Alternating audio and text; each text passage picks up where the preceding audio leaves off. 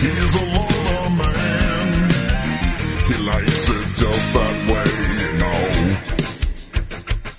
He's Cactus Jack, better watch your back. You drop the big elbow. No man was just the consequences, New Mexico. He's not on a team or a member of a gang. He's Cactus Jack, or better known as the Bang Bang. Other people everywhere seem to think he's crazy, but the man that came from the mean streets knows his mind ain't hazy. Broken bones on a concrete floor are really more his thing. That's why he's known all over the world as Mr. Bang Bang.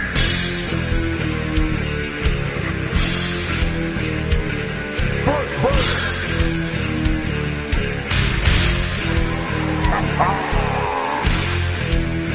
Look out! Here he comes! Bang, bang, bang! Want some of this?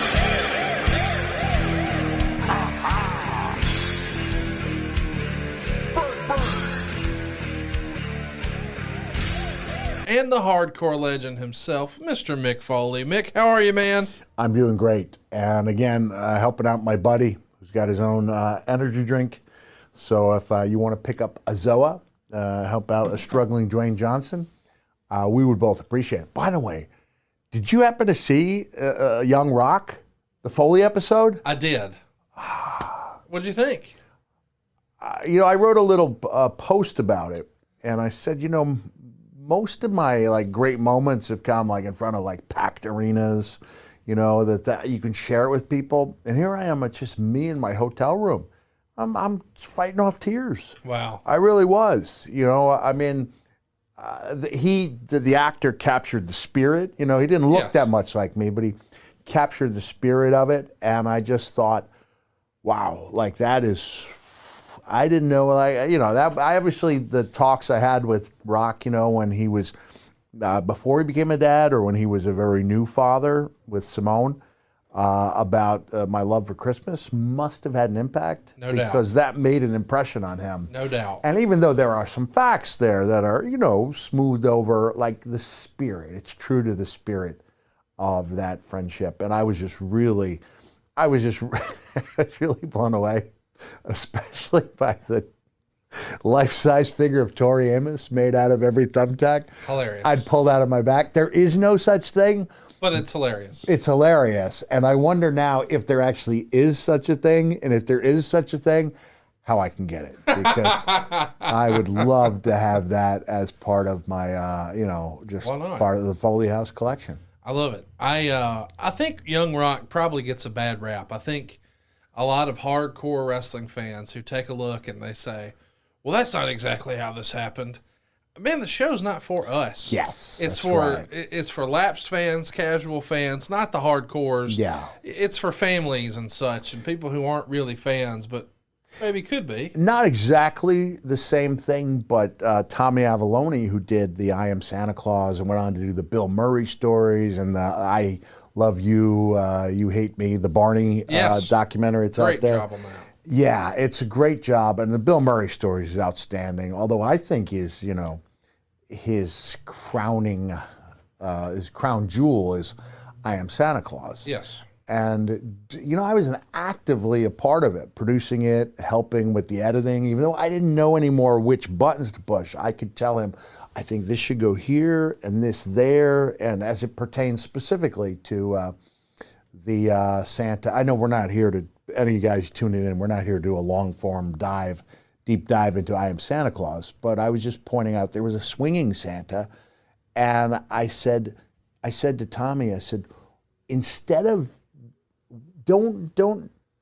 I said, put the visit to the Swingers Club before your interview with Rob, Santa Rob, and he said, okay, why? I said, let people build up their idea of what this guy is based on this humorous look into, his personal life and his, fondness for swinging, non-monogamistic lifestyle, and then do the interview where he will just destroy everything you thought about him. Yes. Destroy it in a good way, Yes. because you realize how deep this guy is and what a great heart he has. And so Tommy paid a lot of attention to me, and when it came to, I think this should go here, this should go there, when I saw the final thing, I was really proud of it because I'd played a little hand in it. But at a certain point, I said, Tommy, I'm not sure. Maybe you're being a little too tough on the Santas. And he said, Mick, I'm not making this movie for Santas. I'm making it for people outside that world. Yes. And I think that's what Rock is doing with Young Rock. It's not for the diehards. It's Right. for the average people who either like wrestling a little bit or maybe never watch it at all or might actively dislike it but love the characters on the show. Yeah. So I think Well that's said. just something to consider. Well, listen, it's been a while since you and I got to sit down. Yeah. We're not shy about the fact that we tried to put a few in the can so you could go enjoy the holiday season. We did. And, we had some inclement weather here in the South during the holidays, and it even caused rolling blackouts in parts of Alabama and Tennessee and a few other areas. And Grillo, our third man here on the show, he lost power intermittently. You did? Over and over and over, and I was without internet for 6 days. And I'm sure the you being from the Northeast, you're like, man, these people in the South, they don't know how to behave, but it is different down here. Is it not? The main difference is, here comes the snow, and my kids say, oh, when are the plows coming? I said, they're not. There aren't any. Yes. What do you mean? I said, you let it melt. But Dad, it's going to be 5 degrees tomorrow. The next day I said, I guess we're going to have to wait a while. Because I knew from living in Texas, where we had one big snowstorm when I was there in 88 or 89. And I knew from living in Atlanta, where we had 1 or 2 in my 4 or 5 years there, that you just let it melt, brother. Yes. And it worked out. I mean, I just feel bad for every single person who either got caught up in that Southwest nightmare. Oh, gosh. I was part of that. I was supposed to fly with my mom back to Long Island on December 26th. And by that point, the weather was clearing up. And I said, it's canceled. I didn't realize it was a staffing problem. Right, so we went and changed it to Delta. I got out the next day, no big deal. But most people aren't in a situation where they can just do that. Yes. There's cost to be concerned, and you don't know whether you're going to get your money back. So I just feel bad for every single person who was out there, without their loved ones, or had the enormous hassle of trying to get there and home with bad weather and extreme staff shortages. Well, but somehow, I imagine, weather be damned, there was a Santa Claus running around these parts. We had a great time. This was the first year that my wife joined me as Mrs. Claus. Wow. So we will, by magic, pop up a little photo, and she crushed it. We do videos. You saw the letter. Yes. That, I take a lot of pride in the letters. And then I had my man, Casey Hopkins. This is the first time we've edited the Santa videos. Before they were, it was just me and my kids and one camera shot.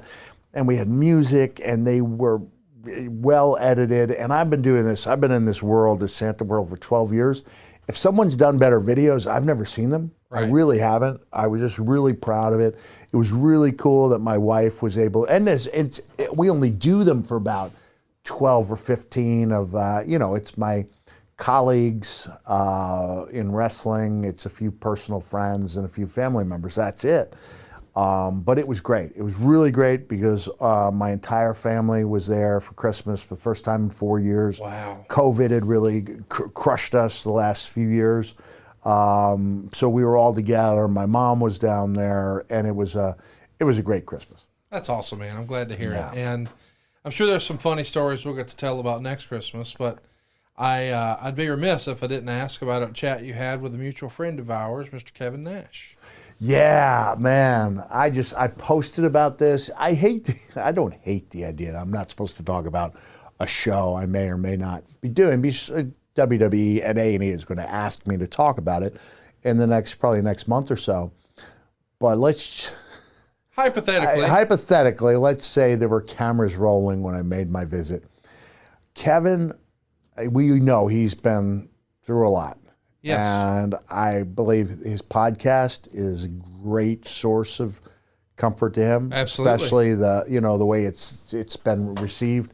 And I got to tell you, I cannot remember the last time I laughed this hard. It's in the editor's hands, but if they capture 1/10 of the fun we had shooting this thing, it will have people holding their stomachs. I almost had to tell Kevin to stop because my back was hurting. He just got on a roll and he ran with it. Yes. So we can't always have strangers traipsing around people's personal homes, Yes. right? So occasionally there'll be an Airbnb thrown into the mix. Right. And let's just say if this was an Airbnb, it didn't have a great deal of landscaping. So Kevin, he's got a backyard that's about 10 feet deep with a dirt road running through the back of it. Nice house, put on a plot of land that's less than pristine. So once Kevin starts going, the important thing about landscaping is it not overpower the house, which is why I choose to go with these scrubby bushes. And he just fed off the laughter. And I got to tell you, I don't remember someone being on a roll like that, just where it was minute after minute after minute. And then when we get just ready to shoot the second part, it was really a fun day, and it felt great to me. And I think Kevin needed to laugh more than any of us. So I encourage people to listen to Kevin's podcast. Yes. Because it's great. It's doing great numbers. And also to tune in.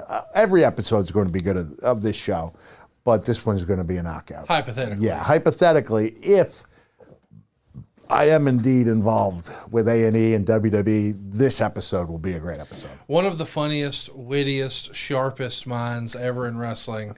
And just, in another life, he was a stand-up comedian. I mean, his sense of timing and delivery is outstanding. And it's bizarre. It's like surreal stuff, just crazy stuff, places he's willing to go that, it can be a little uncomfortable, but you are always glad you took the ride.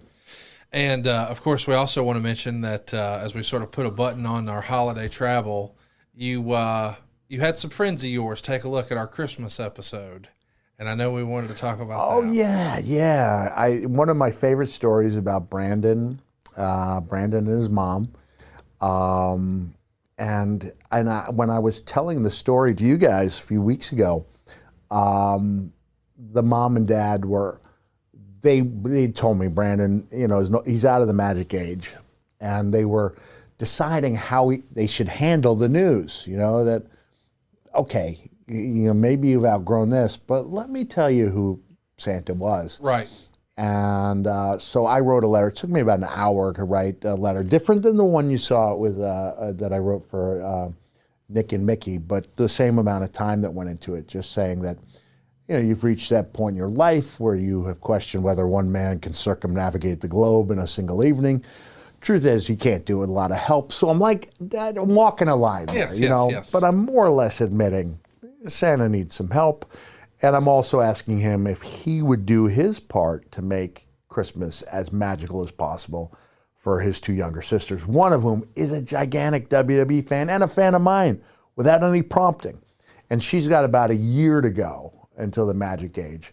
So the letter arrived, and the mom and dad texted me and said, when do you think we should show it to him? I said, that's your call. But I always screenshot a letter that I send of that nature, so I make sure I'm not stepping on the parents, their feelings of responsibility. And so the young man had the presence of mind to record a video for me in which he was very emotional and very grateful, thankful that, I'd been his Santa for 6 or 7 years, I think. That's amazing. It was really cool. It was a great payoff, and if the sister is next, maybe we get her an extra year in the magic age, which you and I were saying before we went on camera was like the ultimate compliment. Absolutely. But when it's her time, she's going to have a great, there's going to a greater story inside that story. So it was really a fun time for me. It was really a good Christmas. Well, I'm glad you had a great Christmas. We've had a lot of fun recording these episodes, and one of the first things that we enjoyed talking about was duding it up. And we've talked about the Dude Love episode before, and you recently had some footage. Exact day in January 1985 that we recorded The Loved One. But it was on Christmas break, so it was after Christmas, early January, before we go back to school. So I'm thinking just about 38 years ago to the day, give or take 3 or 4 days. I wrote in Have a Nice Day, what an accomplishment to talk Ishmael Lozada. Ish was going about 5'10", 220, like as a it was a big kid in high school, right? Yeah. In 1983. Somehow we put some Pond's cold cream on his face because I didn't have actual makeup, a pantyhose on his head so he looked bald, and Ishmael Lozada became Ishmael the Puerto Rican Giant, wrestling in his underwear in 17-degree weather in my front yards. This wasn't backyard wrestling, it was front yard wrestling. I didn't even realize any of this until I got a text from a mutual friend saying Ish was looking to get in touch with me. Hadn't heard from him or seen him in 20 years. So Wow. As fate would have it, I was doing an episode of that show. Maybe in that part of Southern Florida, and we connected, and then I asked Casey if he could put together a little something, and I did not realize that I actually had, in fact, duded up when I won my fictional WWE, it was a WWF belt, it was, my make was weight belt with aluminum foil over it and a paper plate in the middle that says WWF. And it was just fun since we talked about duding up. Yes. Duding up was not in 1985 what we reimagined it to be now, like where the dude would get Yes. in and start doing the knees and all that. He basically just pulled a Hulkster. Right. Showing you the the emphasis on Hogan, which I didn't even know existed in my own career. But brother, I basically stopped selling for Ishmael, the Puerto Rican Giant, and then I went to work with some of the worst looking offense. This side, it was some hideous offense, right?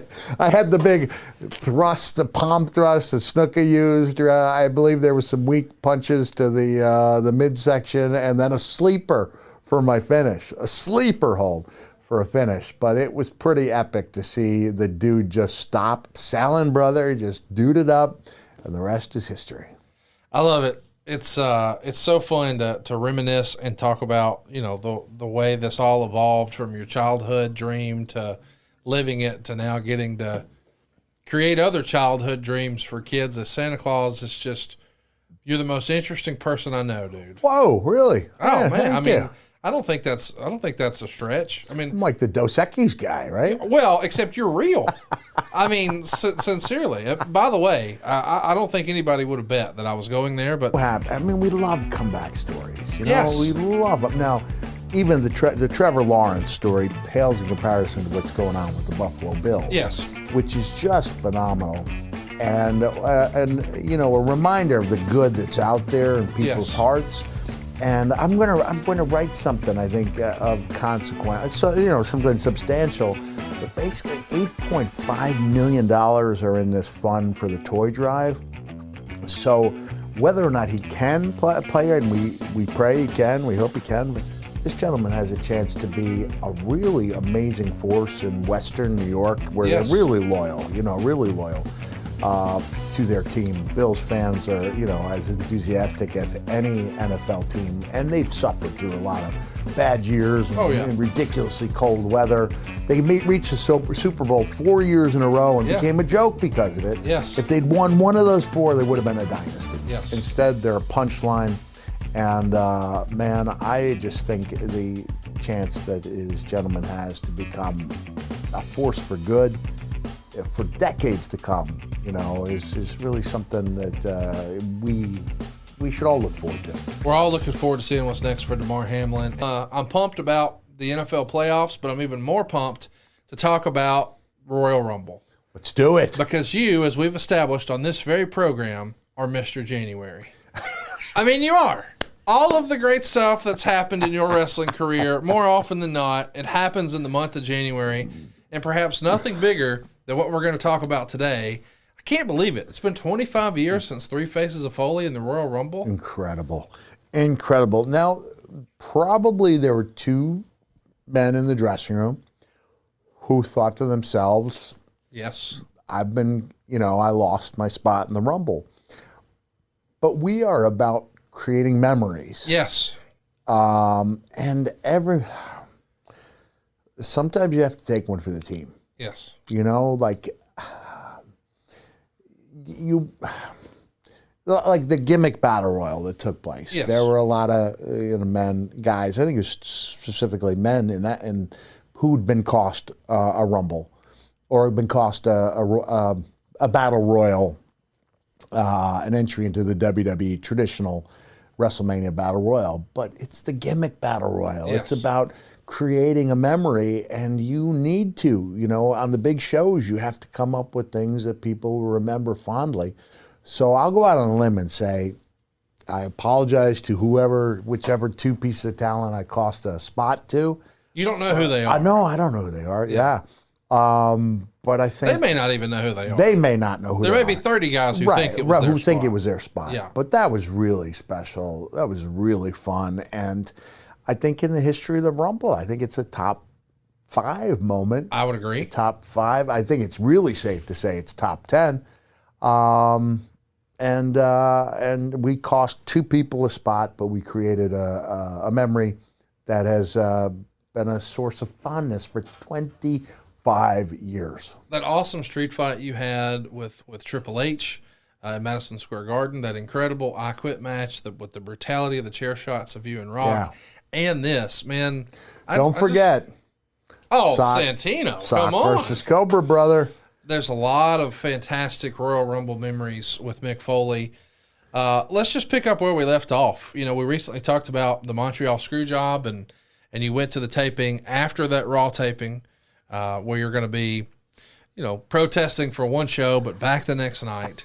And you wrote in your book, personally, I felt as if my career was at a crossroads. I knew that Vince was a big fan of both Mankind and the Dude, but I felt personally that Cactus Jack could draw the most interest and money. With the return of Cactus Jack in mind, I proposed a somewhat bizarre series of matches with my old friend and nemesis, Terry Funk, which would culminate in a coup de grace of barbarity at WrestleMania.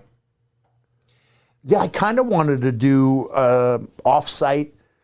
I wouldn't say it was cinematic because it would have been shot like a traditional match, but off-site, if that's what I'm, referring to. And it got ixnayed because we didn't want to do that kind of violence on pay-per-view at that time, even though a year later we would, kind of set an unfortunate standard for violence with the I Quit match. Right. But yeah, that did get ixnayed, but got ixnayed in favor of something even cooler.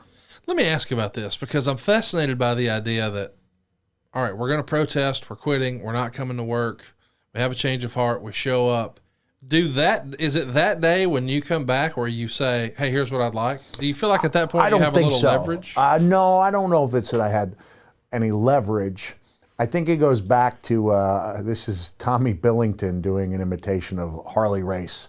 Because Harley was one of the great, everyone had a Harley Race imitation, right? Right. How many times have you seen the Nature Boy? Cigarette, yeah. Cigarette. So, I'll move. Yeah, I'll move. Yeah. So, when Dynamite Kid sees Harley in WWE after Harley had sworn enemy of WWE. Yes. Harley would happen. I won't even try to do justice to Tommy's accent, and Harley goes, oh, come on. I can't do it, And Harley goes, well, Tommy, if you can't beat them, join them. And so, in a similar fashion, once I realized that I couldn't, I had no other move, right? I had to go back, and as long as you're going to go back, you might as well be all in. And I was, which didn't mean that it didn't hurt. That didn't mean what had happened to Brett didn't hurt, but Correct. we all, Brett landed on his feet, Owen was back, so we were all kind of doing the best we could.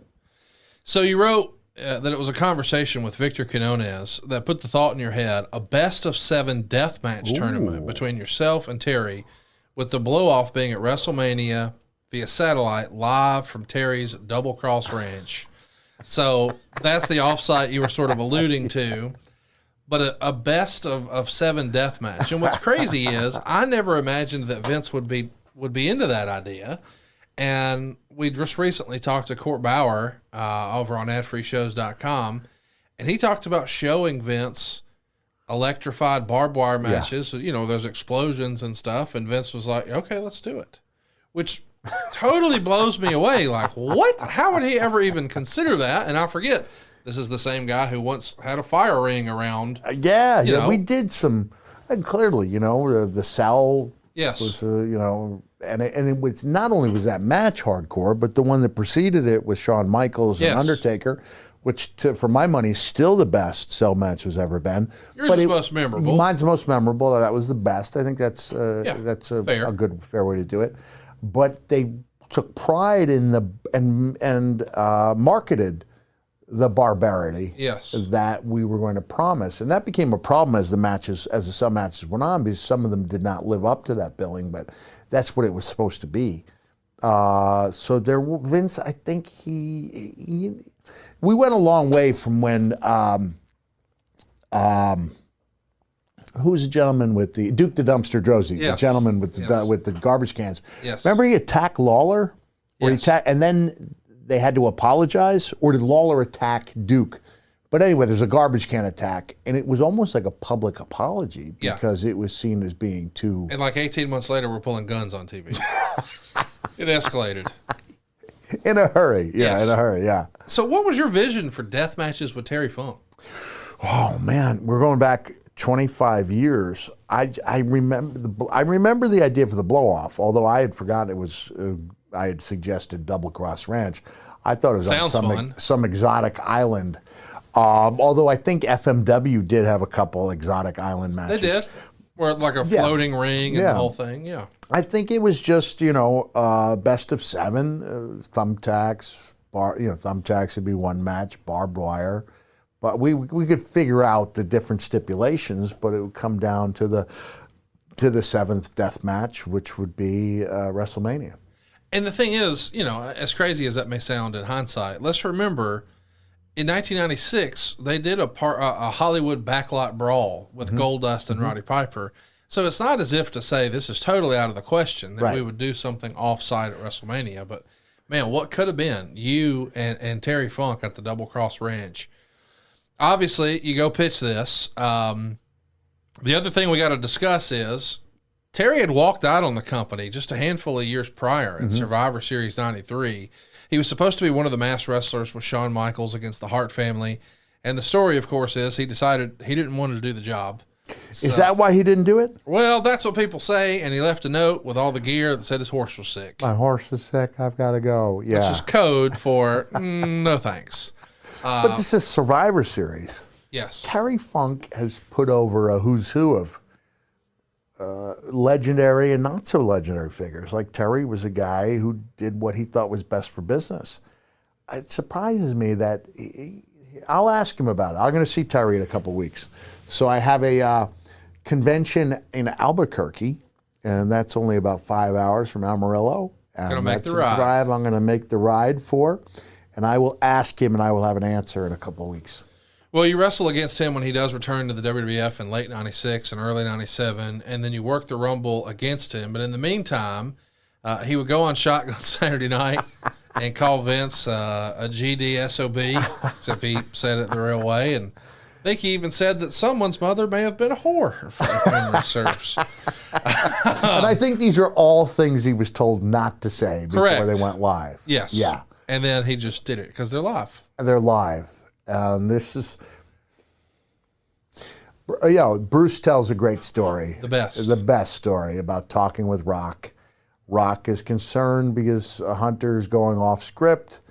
He says to Rock, it's live. It's live. Are you willing to take ass An chewing? earful, yeah. Yeah, earful, ass chewing. Is yes. Then do what you have to do. Yeah. And that was a light switching moment for The Rock. So Terry, man. what he lost from doing that was not as much as he gained from the shock of doing it live, because I think in Vince's, I got to continue to watch out for this guy. Yes. Although Terry had a good run. He had a good run. It ended too soon. Ended in 2018, right? Talking about the match against Lawler? Yeah. It ended, talking about Terry's run in WWE, would end about 4 months after the Rumble. Yes. Because he and I had a nice, we had a nice teaming. We won the tag team titles or didn't, depending on whether or not you count that win at Mania in the wrong dumpster as a title match. So forgive me at home if I'm forgetting my weeks in a couple months. I think one of the things that you and I decided is I do better when I do no research whatsoever. Yes. Yep. You remind me of a few things and it kicks into gear. Because if I see the subjects and I start thinking about them, then I don't think we get the flow. At least that's my excuse for doing zero homework. I prefer it. All right, thank you. In your book, you wrote, his answer was simple. Cactus, I would love to work with you again. Now came the hard part of pitching the idea to Vince. I requested a meeting with him, and we met along with Bruce Pritchard and Jim Ross after TV tapings one night. I tried to stress the human drama aspect over the blood and guts, although I freely admit there would be plenty of that also. I also wanted him to know the quality of matches would be what counted, and I personally gave him my guarantee they would be top-notch. I proposed that the series of matches would cover January, February, and March pay-per-views, with March being the WrestleMania blowout. The other 4 tournament matches could take place after television tapings, with cameras still rolling so that the highlights of the ring atrocities could be aired. I also speculated that a video of the deathmatch tournament would bring in big money. Because at that time, people were buying video cassettes. Absolutely. Right? I don't even know if DVDs had been invented yet. They were not popular. Okay. Yeah. Vince seemed intrigued, especially with the notion of a ring exploding at Terry's ranch. We might possibly be able to do this, the evil McMahon stated. Of course, before we go any further, we should discuss what you're doing after Survivor Series. This is that Canadian loop that has you and Steve Austin defeating Owen Hart and Jim Neidhart in Ontario. You're going to work some singles matches against Neidhart, and this is fresh off of the screw job. Jim needs a job. Jim's trying to provide for his family. Jim's making towns. You're in the ring with him.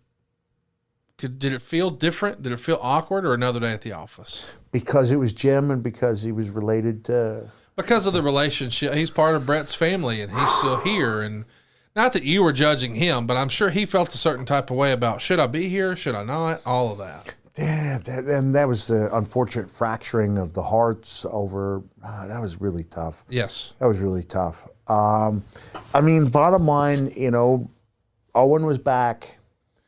Jim was back. I can't honestly, I can't even remember that I had those matches. Yes. So I can't tell you what I was feeling. I know in general, though, that once I came back, I felt like I was at home. Yes. Look, it was like there's strength in numbers, and one is not only the loneliest number, it's the weakest number, right? Yes. So, and Rick Rude he quit the company. Mm-hmm. So actually there was 2 of us who didn't go to work. But once I realized I was dealing from a position of no strength, like that was kind of my excuse to get back, is that what am I going to do? Yeah. Make a stand, not work for the next 5 years? At that point, my name would have been forgotten in about 2 months, and it would have been all for naught. Do you really believe that your name would have been forgotten in 2 months? You're just saying that tongue in cheek. No, I'm saying that there was no internet to keep it alive. I had no way of getting my opinion out to people, and it would have been 5 years without a job. 5 years. Yeah, can't do that. There were no conventions. Right. Appearances hadn't even started. When we did appearances, we got paid an extra $200 from WWE. Yeah, so there wasn't. I mean, I could have been a working. Well, no, I wouldn't have been allowed if they wanted to enforce the contract. They could have specified that I could not work anywhere for 5 years. So I think a few months into the run, largely forgotten. Sure. And by the time the gig was up in 4.5 more years or whatever the length of the contract was, yeah, I think I would have been almost entirely forgotten. Well, you're not going to be. Thank you. You wind up working with Neidhart at Madison Square Garden in a no DQ match as Dude Love. You have George Steele. By the in way, your corner. George was in my corner. Yes. Barry Blaustein, director of Beyond the Mat, said it was fun. It wasn't good, Yes.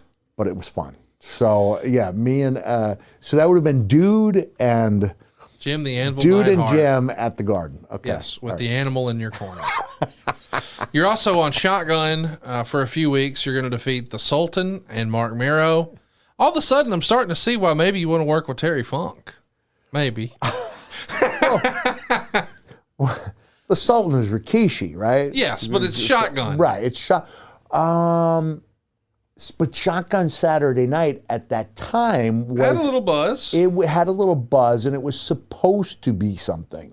Well, I think when we're talking about is it was supposed to be something in 96. Yeah, oh, But okay. by 97, okay, okay. it's Velocity. Okay, gotcha. Yeah. Gotcha, yes.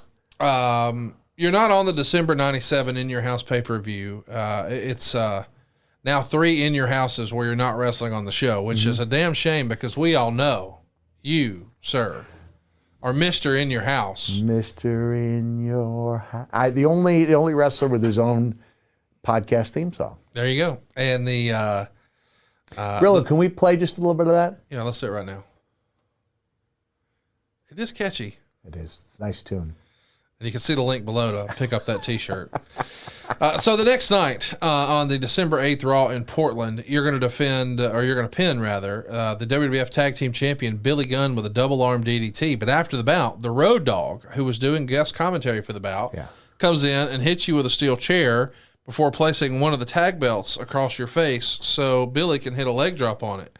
And the New Age Outlaws are just really starting to get hot at this time. Yeah. Of course, Billy had enjoyed success as part of the Smoking Guns, but then the whole regrettable rockabilly thing. Yeah. And then that whole Real Double J. And boy, it was just, they were going nowhere fast. Right. But then they put them together, it was magic. Put them together on a house show, and yeah, they were magic together. And they were just starting to get going. And this was in, I think, Durham, New Hampshire. Because they threw me off the ramp, right? Or threw me off the stage? Yeah, so Dude's going to block it and brawl with Gunn up the ramp, and then Gunn and Road Dogg are going to suplex Dude on the steel cage. Conrad, can I ask you a question? Yeah. Have you ever worked with Billy Gunn where he's not going over? Nope. Do you think he sold a lot of my offense? Probably not. Probably not, yeah. Okay. Just put it out there. That's my line. No sold it like he was Billy Gunn during a TV loss. Yep. That's I love the that. Standard for no selling. Well, we're going to have to remember that and use it again. You get suplex on a steel cage, and the fans are chanting LOD. Eventually, they throw you off the stage, onto a table, on the floor. And I kind of overshot the table a little bit. And you just graze it and nail the floor. Boom! Yeah, grazed it. I mean, the table leg went dink, and just I guess it slowed down my the velocity, but not by much. I mean, I went crashing to the floor, and I was hurting. I went to the hospital that night. Well, they show you when they come back from commercial, you're grabbing your left shoulder and your ribs, and you could see the ref was legitimately concerned and calling for help, but old no-sell Gunn, he's over there laying the boots in either way. You go to the hospital, I'm curious, what kind of tests do they run? I mean, are they trying to check and see if you have internal bleeding? X-rays. Okay. X-rays. So they weren't broken ribs, but I guess they were bruised. Yes. I remember I was staying with Scotty Tuhati and his wife, and I made up a reason why I had to leave the next day early, and the reason was I had worked it out with the owners of Santa's Village that I could go to the park and walk around on my own. My wife, when I reached out to the owners of Santa's Village, told them who I was and my desire to walk around in the snow this is about 5 years before they opened up to the public, and it's a wonderful place to go in December for anyone up in the New England area. They probably already know about it, but it's a great destination. But in this case, it was just me walking around this area that meant so much to me as a child, and my wife said, they'll never allow you in that park again. And instead, it turned out to be a great relationship, great friendship with me, to the point where I even dedicated my Santa memoir, not only to Mickey and Huey for keeping the magic alive, but to Elaine Gaynor for making her village my backyard. That's awesome. You wrote, "Gun grabbed me and sent me sailing off a 7.5-foot stage.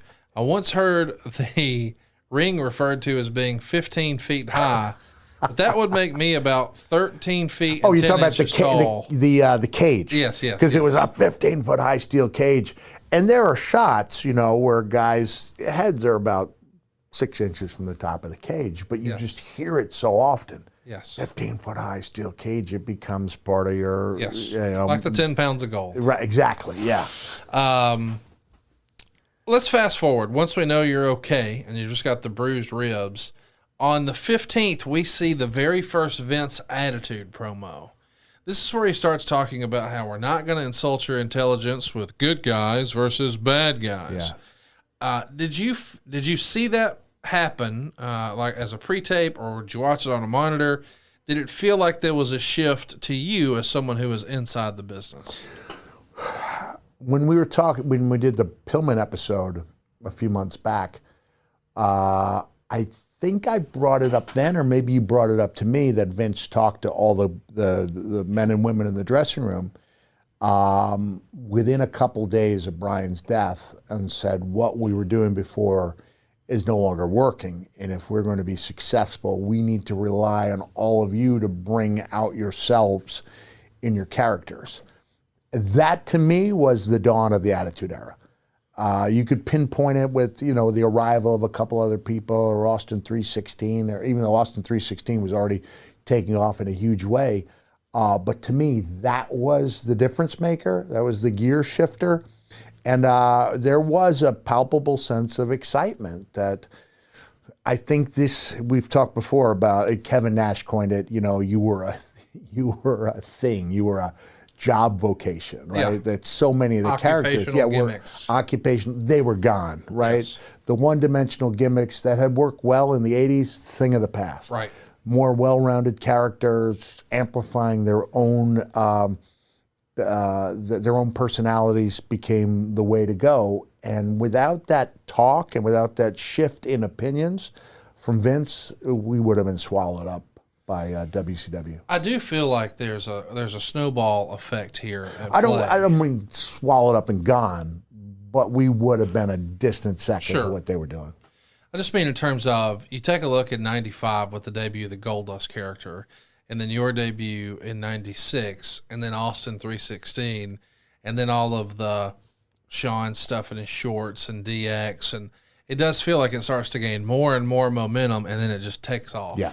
But I think you could even go back and say the Goldust character is the first time they started to really push the envelope of maybe, what this could be. Yeah, he was a groundbreaker, for sure. No doubt. I remember at the time he came out, that Meltzer had said, this could be the death of, Dustin Runnels in professional wrestling. It made him. It was right around this time, but there was another one in Richmond, Virginia, that may have been the dark match for the big blow-off I had with Terry Funk on Raw before I faced Steve in, I know I'm jumping ahead. This is May of 98. So I'm jumping forward several months. But yeah, there were two in a row, Memphis and Little Rock. Yep. So Sean was basically creating the riotous atmosphere and then blaming the fans. He was whipping them up into a frenzy and then blaming them for the frenzy. Yes. So it was great heat. It was something we weren't used to seeing. But the heat turned... it went from a positive heat to a negative heat because of the near riotous conditions. So I went back to, you look at old tapes of Ox Baker fighting his way out of Kansas City in an era when, it was a lot easier to suspend disbelief or just flat out have the belief. Yes. But these were some perilous conditions, and it showed you Sean could get that amazing heat, but on 2 consecutive nights he did walk out of the main event. And you're actually trying to talk the fans into sticking around and calming down and hoping that they'll come out? Because you're in the middle of this for one of these moments. Is that one of the most surreal moments of a house show ever? Yeah, because you used to dream about this kind of heat, and now you have it. Not you, I mean, not me, but talking about the company. And it wasn't. That was a time when there was a time when Sean was difficult. Yes, this is that era. This is that era, and he was absolutely magnificent in the ring, but he was difficult outside it. And it's been a long time since Sean's been difficult. He's been a great asset to the company and the developmental program. Of course. But he'll be the first to admit there was a bad Sean and a good Sean, and this was kind of bad Sean. Were you pissed off at him? A little bit, yeah. I mean, that's reasonable. Yeah, a little bit. There's reports that it got so bad. I mean, people were trying to throw glass, and allegedly there were the police involvement and smoke bombs and crazy stuff. Yeah. How much of that's true? How much of that's not? It was pretty hectic. I mean, I think it just shows that the international oral sex hand signal, can get some heat when you suggest to someone in the audience. They might enjoy that. Sean was actually like tickling the phantom balls. He had it down to where he can make people irate. You look at some of the stuff he did. He was just in that zone. Right? Yes. The guy's charisma was just incredible. It was off the page, and that worked wonders when he was a babyface. But it could incite riots when he was a heel. When that's happening, and obviously the fans are pissed off at him. Phantom balls, new T-shirt. Listen, if you're comfortable with a Phantom Balls T-shirt, I am. Tickle the phantom ball. Yes. Tickle the phantom balls. Fa la la la la la la. Like, I could just tell next year during cameo season, we're going to have fun with this. Did you feel in danger? Well, I was backstage. But yeah, a little bit.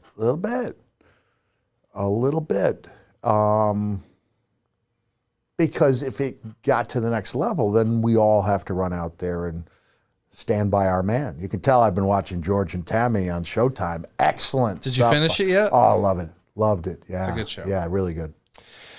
Okay, so you're then going to do an interview where you're going to transform into Mankind and then Cactus Jack. And Meltzer would say, real interesting in New York to see zero reaction to Dude Love and a huge pop when he switched to Cactus Jack. Jack ends up fighting both New Age Outlaws, winding up in a short singles match with Road Dogg, ending in a DQ, when Billy Gunn interferes and he drags them to the back where there was a big box. As they fought, a chainsaw was sawing its way out of the box, and there was a chant of Terry almost immediately because it was not exactly a secret. Funk was debuting on the show. Funk came out wearing a stocking and was called Chainsaw Charlie, and the announcers never used the name Terry Funk. He chased the Outlaws around with a chainsaw, basically doing the Leatherface gimmick from Japan. This Chainsaw Charlie thing, as Bruce tells the story, he thinks this is all from the mind of Terry Funk. And yes. So Terry even joked about it, saying that people thought it was like Vince's punishment for walking out years earlier, and it all came from Terry. Like this Chainsaw Charlie thing was Terry's idea. The pantyhose over his head. I don't know why we didn't all just sit down and go do the math and go, how long will it take you to cut out of that box? Because, it's like on Mystery Science Theater, you see the bad guy walking at the mummy. Yes. And the people are all begging off, doing the Memphis back pedal, what I call it, tripping, falling, when he's moving so slowly. In this case, it's Billy and Road Dogg as the astonished onlookers who watch as a human being cuts his way out of a box. Which takes a little time. Takes a little time, more time than we thought. I'd still say it was good. I still believe Dave was too hard on Dude Love, stemming back from some of the reports from the earlier on, just a few months earlier, right? Yeah, just a few months earlier. I don't think he was in Dude's corner. So sometimes people see and hear what they want to see. I wasn't aware that there was any deafening silence for the Dude. I will accept that Cactus Jack got the big pop, but this is only a few months removed from September, where Dude was last in. Yes. And that was, I think that'll go down as a great moment in most people's books. So this wasn't as elaborate, the reveal, the change. But it was a great way of helping kick off that, not kick off, but to prolong the program that I had going with the Outlaws. You were right. For reasons I still don't quite understand, Terry was, at his own request, turned into Chainsaw Charlie. And the result wasn't quite what I was looking for. Cactus Jack stuck around for 3 months this time, but in truth, the impact was not all that great. It might have been a lack of interview time, or it might have been the somewhat anticlimactic debut of Terry chainsawing his way out of a wooden box with a pair of baby-powdered pantyhose on his head. But for some reason, our team didn't quite take off as we had planned. Don't get me wrong, the team wasn't a failure, but it did fail to live up to what I thought it could be. I thought we could usher in a new era of danger and dynamic promos into the world of sports entertainment. Instead, we were just a couple of popular wrestlers who were miles apart from Steve Austin on the food chain. Yeah. I think in retrospect, I do tend to be tough on myself. Yes, you do. When I was writing the memoir, I'm recalling it the way it felt, and it did feel like, even though it went well, it could have gone better. I expected it to go better. It didn't make the lasting impact. And I think I can offer up to Terry leaving the company a few months after that as proof. He left in May of 98. When he could have had a long life after that. He could have been a coach, a producer, a lot of things he could. Maybe those things have been offered to him. I don't know. But yeah, to trying to get within miles of Steve Austin's orbit was really difficult for anybody. So maybe I was being a little too tough on myself, because it did what Terry and I did set the stage for the reformation of DX, and it set the stage for Dude's heel turn and 2 successful matches with Steve Austin, where I established myself as Mr. In Your House. So I think it was more successful than I gave myself credit for being. Probably, but still not probably, definitely wasn't what I hoped it would be. Because what I hoped it would be the culmination of a best of 7 deathmatch series, ending up with something that would be unforgettable at Mania. Well, you think about all those iconic promos that Terry cut in the NWA and WCW and ECW, and certainly yourself in WCW and ECW, and if you could bring all that together and put the WWE production with it, and you guys have just adequate mic time to tell your stories and do your interviews, but then turn the volume up and bring that Japanese-style violence to the WWE. I could see how you would think this is going to... Because we're only 10 years removed from Terry Funk completely taking over the NWA show, which would later on to be WCW. He infamously piles Flair on the table, pile drives Flair on the table. I mean, it's just such a, I know we're skipping over, but I need to let people know what Terry was still capable of, because I'd seen him do it. In 89, he was one of the top guys around. So when I say 88, did it start in 88, the Steamboat Flair? That was all 89. 89, okay, 89. And so they'd had the great Broadway at the Superdome, and now the big payoff is Nashville or Chicago? Nashville is the third and final one, and that's where Terry's a judge. They get kicked off in May, and they wrap it up in December at a Clash of the Champions with the unbelievable I Quit match. Incredible. Maybe still to this day my favorite match of all time. They had to change gears. It was a different feel for a Flair match. Brawling. They weren't allowed to have a drop of blood because of the edict that went down at that time. They would go back and forth over the years. But they managed to have the most vicious brawl I'd ever seen without a drop of blood, because of the the energy and emotion they brought to it. But anyone goes back and looks at that WCW/NWA product right after Flair left, and Terry kind of had the free hand to come in and he just took over the show in a way that I don't believe anyone's capable of doing to this day. And he just left his imprint on it, and the stuff he did wild, and the promos were great, and they were out there, and they got heat, real and theatrical, real heat with Rick, right? Who wasn't comfortable with some of the stuff Terry was doing.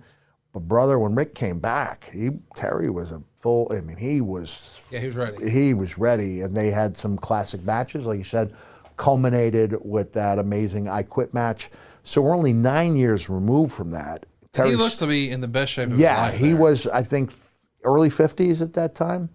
Oh no, he was early 50s in '97 in ECW. Oh, you mean with you in 90s? Yeah. So he was early 50s in '97, still really ready to go. Yes. And I thought we could have had those amazing matches. So we did have a good run, but not what I hoped it would be. No, I think that's fair. You know, I didn't see it from that perspective. As a fan, I thought it was fantastic. Yeah.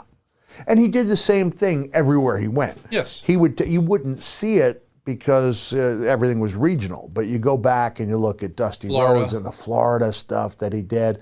You look at him. Lawler in Tennessee. Lawler in Tennessee, which was a phenomenal program. The stuff he did as a babyface in the original ECW before it went extreme, you know, and he was basically holding it up and giving his rub to, you know, a handful of guys who would go on to help you carry that company. He was everything that was right about wrestling. Yes. And man, you know, he's struggling now, and I'm really looking forward to seeing him. We're gonna have a good time, get together with a couple of his family members and have some West Texas barbecue. Looking forward to it. Where does he rank on your Mount Rushmore? He's number one. He is. And the reason being is that he made it so easy to suspend disbelief. And this is not a knock on the other guys, you know, who are either in my top 10 or on my Mount Rushmore. But he was, to me, he was the guy who could go in and make people look good. He made other people. He brought a sense of believability to the matches and the promos, and he could have a good match in different styles with just about anybody. He raised everybody's game, and but it's the believability. Other people may have had the same believability, but didn't have the the prowess. The prowess, and didn't have the ability to switch from babyface to heel, to talk people into the building, to not care. To go so far, I mean, Terry got stabbed in Corpus Christi, right? This is the building I was stabbed here. And I said, did you press charges? He got mad at me. This is like in 88, this is 89 or early 90 when I was in WCW. He goes, what did you say? Did you ask me if I pressed charges? How could I press charges against somebody who was paying me the ultimate compliment? And he considered getting stabbed to be a compliment. One of my favorite Terry Funk moments, we, in my handful of times hanging out with him, we wound up watching old tapes, and he said, hey, do you have that ECW pay-per-view? He meant the first one. So I said, yeah, sure. So I throw in the DVD. This is how long ago this was. And we watched the match, and there's a spot where he puts the ladder on his head and just spins windmills around and gets the guys. And as he's doing that on camera or on the video, he looks to me and says, I went to college. And I just thought, what a great line that is. That just want to throw that out there. I went to college. I went to college. A few days later, Jim Cornette called me up. Quote, Cactus, Vince loves the idea, but we're going to have to change it up a little bit. We want you and Terry to start off as a team at the Royal Rumble in January. Somehow, you two have a falling out, and Terry challenges you to a Texas death match right there in Houston for the February pay-per-view. And you'll have the damnedest fight they've ever seen at WrestleMania. So, hey, not bad. Not bad. Not bad. It's not bad.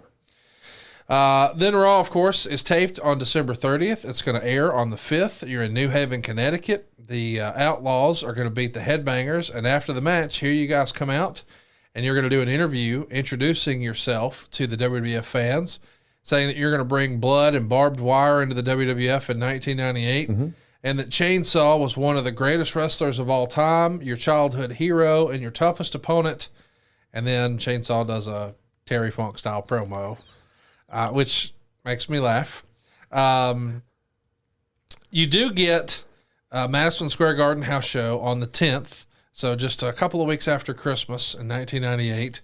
And they make a big deal over Cactus Jack replacing Dude Love in the main event. Dude Love is unable to appear. He will not be able to be here and tag with Stone Cold Steve Austin to take on The Rock and D'Lo Brown in a Falls Count Anywhere match. So instead, Steve Austin has found a new partner to replace the unavailable Dude Love, and it's Cactus Jack. I used to send the ring announcer out with a long quote from Dude. I have a quote from Dude Love. Ow, daddy. I am so very, very, ow. And, dude at this point is not able to perform these duties, but he does know somebody indeed. Everything went on and on. And when there was the reveal that dude couldn't make it, but the Cactus Jack would, it went over very well. Oh, I'm sure. Yeah. The Go Home show before the Big Rumble is going to be on the 12th of January, and there's a segment that's going to air with you in a college football stadium. Cactus is going to talk about Terry Funk dressing up in nylons and calling himself Chainsaw Charlie. Cactus says it's a bit odd, but to each his own. And then they show clips of Cactus and Funk in gimmick matches over in Japan. And we would see Mankind beat Goldust here to a no contest in 45 seconds. Goldust actually comes to the ring dressed up as Dude Love, and Luna is going to wear some Dude Love themed style clothes as well. And before the match gets very far, Austin comes in, gives Goldust and Mankind stunners, and he rips the headset off of JR's head and stands on the announcing table and talks about the Rumble. You got 3 characters here represented, so we're certainly planting a seed. Yeah. So talk to me about how this idea is first presented to you, or was it in fact your idea? No, the 3 characters was not my idea, because I don't think I would have had the gumption. the Phantom Balls. I wouldn't have the Phantom Balls. Hashtag Phantom Balls. To bring up Get that trending. Such an idea. I really don't. So I have to believe it was a Cornette. Man, this is going to create a Cornette or Russo. Oh, idea. Lord. Look what you've done accidentally. I'm not sure. So maybe we can have both those gentlemen call in and offer up the truth. Whose idea was it? It wasn't mine, though. It was not mine. I jumped at it. I've been happy to take the credit for supplying that great moment or series of great moments, but it wasn't my idea. Well, I'm going to ask a question as if I'm a grizzled veteran myself. Did you get 3 paydays, kid? No, I wasn't even thinking. I wasn't geared that way. Right. At that time, I didn't question anything. It wasn't until probably 98 that I started, middle of 98 that I started questioning. And you could talk to JR about that. I mean, got to the point where I was not shy about sticking up for what I thought my worth was with the company. Yeah. Good for you. Yeah. When you get to the Rumble, we know that we're going to have all 3 characters. So you're bringing all 3 sets of gear, but you were probably traveling with all 3 sets of gear at this point, were you not? Just in case. And at that point, Mankind was not going with the sweats and sneakers. He was a tights and boots guy. So are you carrying 2 bags here? Likely. Yeah. I've been traveling. I hit 40 states in the United States of America in the last 18 months.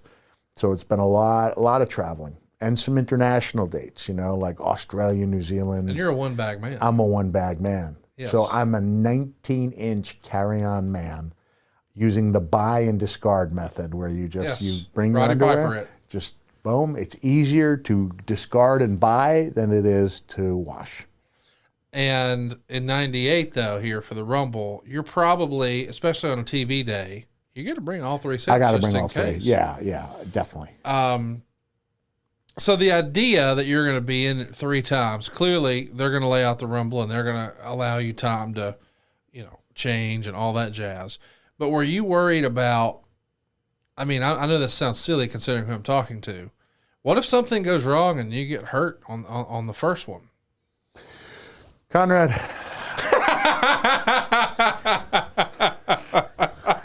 I have to believe in my heart that if I was able to function after being thrown off the cell and through the cell, that I would find a way, the will and the guts and the fortitude to carry on in that Rumble.